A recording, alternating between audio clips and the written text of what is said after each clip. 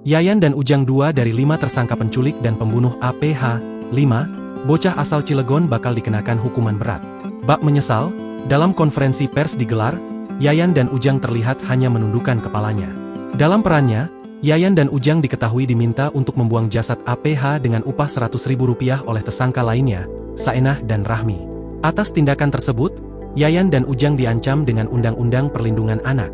Kapolres Cilegon, AKBP Kemas Indra Natanegara mengatakan para tersangka terancam dengan hukuman 15 tahun penjara. Pasal 80 ayat 3 dengan ancaman hukuman 15 tahun penjara dan denda Rp3 miliar.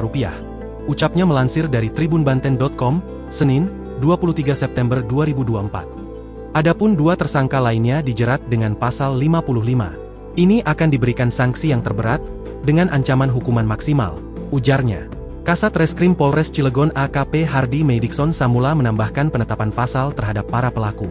Hasil koordinasi dengan jaksa, untuk kelima tersangka dikenakan pasal 80 tentang penganiayaan berat yang menyebabkan hilangnya nyawa seseorang. Kita hanya mengikuti aturan hukumnya dan terkait adanya lex specialis, jadi kita mengutamakan lex specialis, ucapnya.